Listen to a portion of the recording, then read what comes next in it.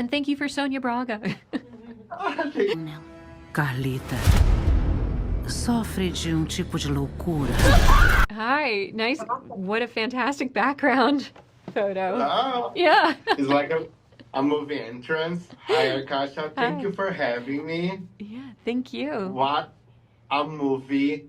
So scary, so good. brutal. It felt like a old school horror movie, and I Good. really loved it. Thank you. And there's that shocking scene. Let's talk about that shocking scene.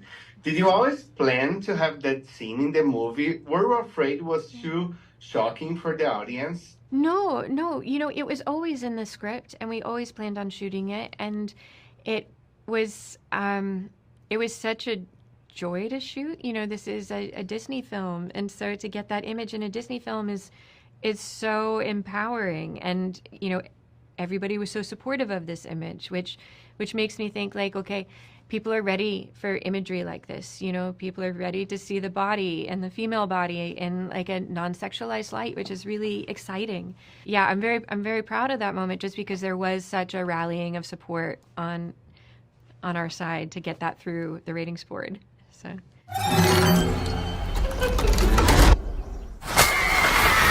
Do you believe in the Antichrist concept, good versus evil? Well, what was really interesting about working on this film was you start to realize that whether or not the supernatural element exists, the ability to create hell and evil is in our hearts. And that's really where the terror comes from. It's not from the devil, because the devil's just a tool. It's really from ourselves and how we interact with each other. Essa igreja manteve esse poder por gerações, milhares de anos. There's any weird supernatural experience on set? It's so funny, and I think sometimes dangerous making a horror film, because in order to make a horror film, you have to accept that this is reality for a long period of time, right? Which almost invites stuff in. We got by pretty unscathed. We're really lucky, but there were small things. There was a scene that we shot in this piazza, and something just felt off.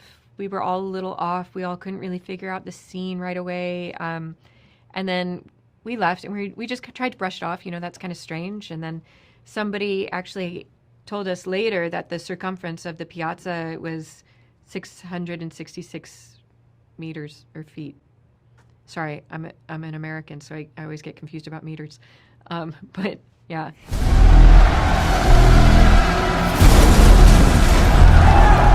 And if you could cross over The Omen with other horror franchise, which one would you pick? Well, we actually watched Repulsion quite a bit. And I know that's not a franchise, but that is a horror film that we feel like is kind of a sister to this film. And actually, the original Omen and Repulsion have the same DP even. So it's that, I guess, Women Coming Undone is kind of the sandbox I like to play in. So, yeah.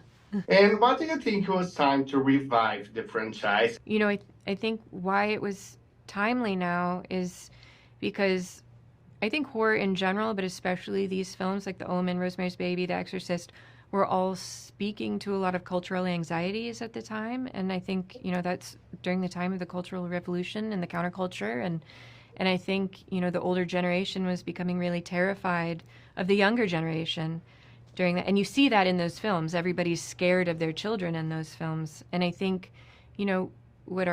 what's going on right now, I think, just personally, I have a lot of fear when it comes to my parents' generation and just politically what's happening in our country. And so I think that was the way we wanted to have a conversation with the original Omen. And that's why I think it's a good time for the original Omen. For the prequel.